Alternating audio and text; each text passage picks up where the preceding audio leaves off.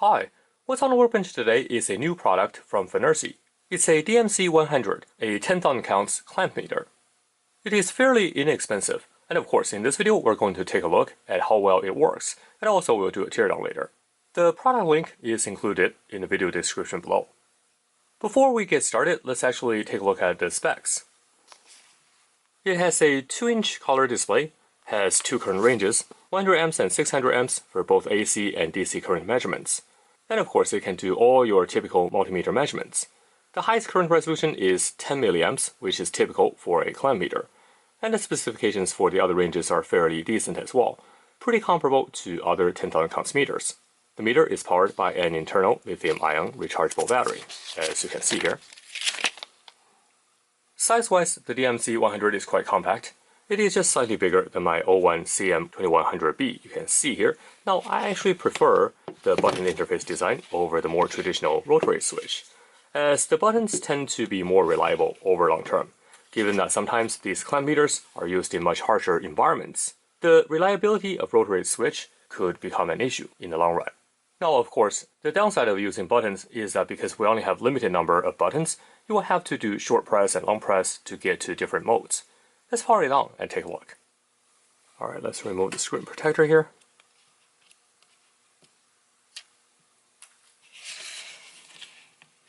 Let's power it on. And by the way, the meter actually automatically restores the last measurement mode you were in when initially powered on. So for instance, if I move it to, let's say, voltage, and let's power it off and give it a try. Now, let me turn it back on. So you can see that it resumes the voltage measurement. And I thought this is quite convenient. Now, people have very strong opinions about this. Some people like this, some people don't. Personally, I don't have a strong preference, but let me know what you think. Like I just mentioned, every single button has multiple functions depending on whether it's being short pressed or long pressed. It does take some getting used to, but it's pretty straightforward to figure out. The power button, for example, when short pressed, also serves as zeroing functionality in this DC current measurement mode. You can see that. The save button here, when short pressed, saves the current reading, whatever the range it is in. And when long pressed, it brings up the manual here. Now I think FNIRSI had made a typo here, as instead of manual, it says mun. By the look of it, it seems that whatever we just stored into this history. Let me actually see how many history records we can store here. So let me get out of the menu here. Let's go to, let's say, voltage. Let's try save it. And let's save a different mode here. One each. And let's come back here. So let's see. It appears that we can store up to 6 records here. And this is just a rolling window of the history records. Let's see what else we got. We can change the language by the look of it. You can reset to factory settings.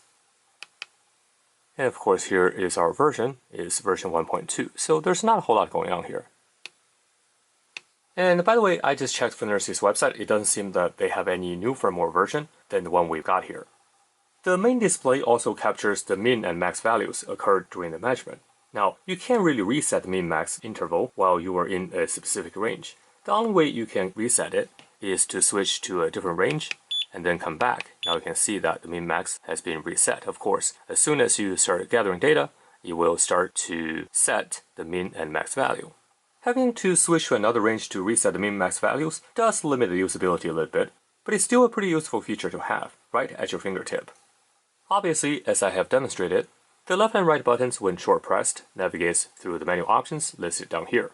The left button also can hold the current display when long pressed. You can see that the display is currently on hold. The right button here, when long pressed, gives you this split display of voltage and current. It also calculates the power. In this mode, it will automatically detect AC or DC, but I think the power calculated is just the parent power without taking the power factor into consideration. The mode button cycles through the measurement items within the specific range you are in, and when long pressed, it gives you this graphic representation, which can be quite useful when observing the trend of the measurement. With the basic operations out of the way, let's actually test out the different ranges. First, I'm going to test out the DC current measurement accuracy. For this test, I'm putting a UT61E Plus in series to verify the current measurement. Now, let me first zero out the readings here. And let me enable the power supply. Right now, the output is set at 100 milliamps. You can see here, we are give or take measure the correct value here. So let me increase that current to, let's say, 500 milliamps. And no problem. Now let's go to 1 amp. 2 amps. 3. 4. 5. 6. 7. At this higher current, you can see we're a little bit out. 8. 9. 10. At 10 amps, we're about 0.2 amps out. And for current measurement, we have a 2.5% tolerance, so this is still within spec. And let me turn off the power supply. You can see that the reading right now is no longer 0, although we zeroed it to begin with. So let's actually zero it out again and do another measurement. So let's turn on the power supply. And right now you can see that we roughly have a 1% error.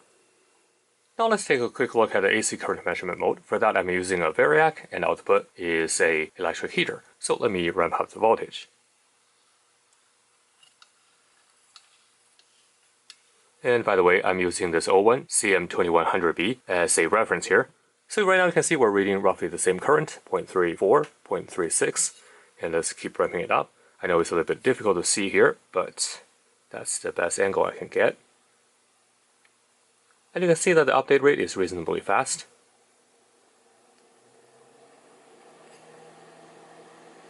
At roughly, I would say, 2 times per second, maybe a little bit faster than that.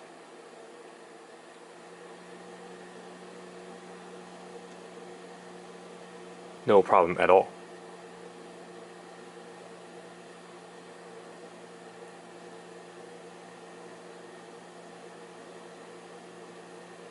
And this test is actually where the graphic display will be coming in handy. So let's take a look at that. So let me press the graphic display, and you can see here, let me just concentrate on the FNIRSI here. So let me ramp up the voltage.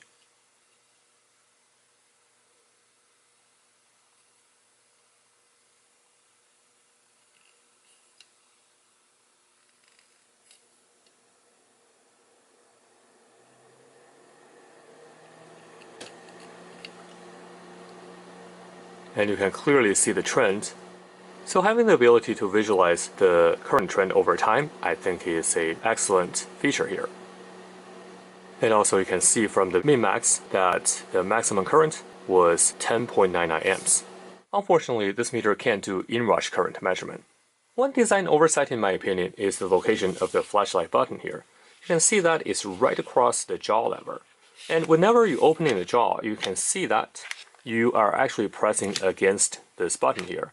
Now, of course, you have to long press in order to turn on the flashlight, but you will find yourself turning on the flashlight accidentally quite often, because you can see here, if I'm just holding it, squeezing it, you are actually pressing against the flashlight button as well. So that's just something you need to pay attention to, and not a big deal. You can, of course, open the jaw like this, and it will not trigger the flashlight button, but if you're just holding it like what I do, you will actually press against this button. So I'm sure you will find yourself turning on the flashlight accidentally quite often. Next, let's actually test out the DC voltage measurement range. By the way, before I do that, let me show you the probes that are supplied here. And you can see these are actually rather nice probes. It appears that these tips are gold plated here. And you can see these are very sharp tips. So that's actually quite nice. But, of course, the other side is these right-angled plugs. And for these kind of meters with a socket on the side, I really would prefer if they use the straight plugs instead of these angled ones. But anyway, that's a minor problem here. So let's plug these in. And by the way, you can see, also, we don't have color coding on the side here. This really shouldn't be a problem because you have the labels here. But to me, it will still be nice if you have the color-coded banana sockets here. Anyway, let's plug these in.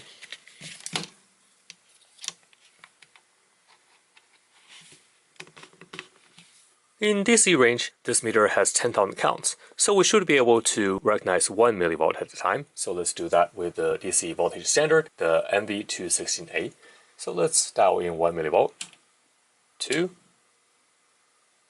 Yeah, it is able to recognize that. 3, 4, 5.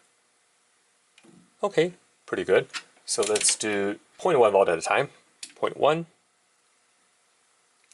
2, 3, 4, 5, 6, 7, 8, 9. Let's do 1 volt at a time. 1, 2. You can see that update rate is pretty good. 3, 4, 5, 6, 7, 8, 9, 10. Of course, this is a 10,000 counts meter. You can see that when we're measuring 10 volts, it actually dropped 1 digit. And let's take a look at the mains voltage. No issues. Alright, let's take a look at the ohm measurement.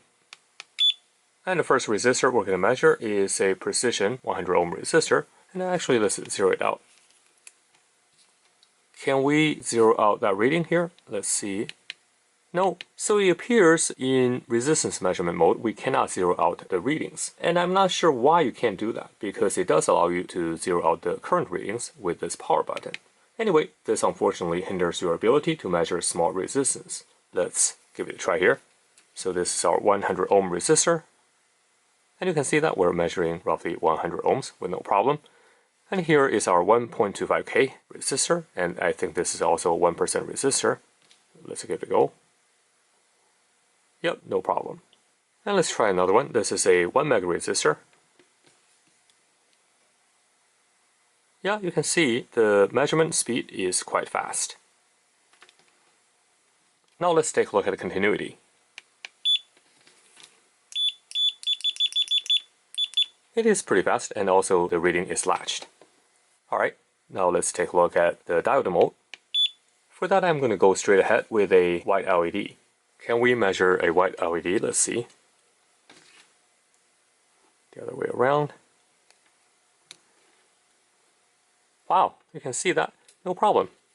Here is our white LED, and not only does it light it up, but also it measures the correct forward voltage drop. Very good. Now let's take a look at the capacitance. And just like in ohm mode, in capacitance mode we also don't have the ability to zero out the readings, but luckily right now the reading is 0. Now I do wonder if we can measure a very small capacitance, as the readings here is down to 1 picofarads. So let's try it with a 10 picofarads capacitor here. Let's see if we can read that. And you can see now, right now the residual reading is jumping all over the place, so of course we don't have the ability to clear it out. Unfortunately, this will not be very accurate at all. You can see that right now we're reading roughly 29-30 picofarads, although this is only a 10 picofarads capacitor. Now let's go straight to a 15,000 microfarads capacitor.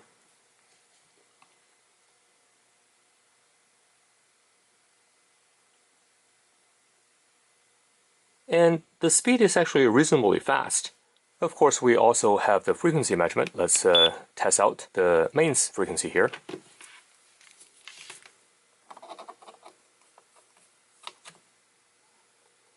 Yeah, you can see 60 Hz, no problem. Of course, we also have a temperature measurement range. Let's give that a go. Let's plug in the thermocouple. And let's see here. And that's the temperature in the lab. Now, this is probably a little bit off, but that's nevertheless the temperature measurement. This meter also supports testing live wire using the attached probe. So let's give it a demo. And here is neutral. Here is live. Of course, this meter supports non-contact voltage detection as well, so let's give that a go. So now it's non-contact. You can see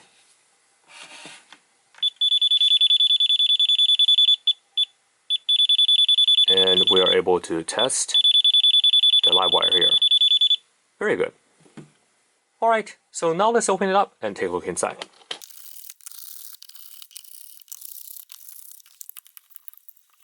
Before I remove the battery connector, I do want to see what the power consumption is like. So let's test that out.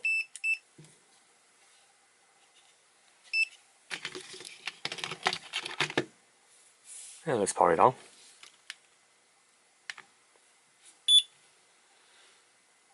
It appears we're drawing roughly 130-140 milliamps, and the battery is a 1.5 amp hour battery. So you get more than 10 hours of continuous use, which is excellent. You can see there, that's our battery. And let me put this like that so we can see the circuit board here. Well, there's actually not a whole lot to see here. You can see here the flat flex cable coming in, and that's our current sensor. Of course, for this one, that is able to measure both AC and DC current. We also have some Hall effect sensors in the head here, and the sensor is coming in through this flat flex cable.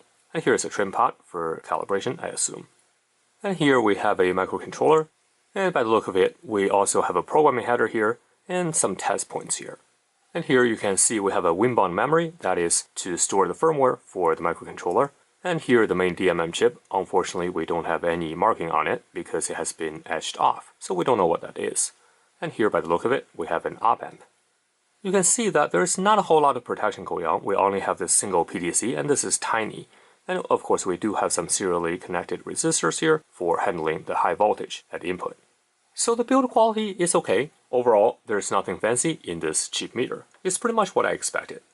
Alright, I hope you enjoyed the video. If you liked it, please remember to give it a big thumbs up, and don't forget to subscribe to this channel for more videos like this in the future. Your participation makes videos like this possible. Thanks for watching, and I will see you next time.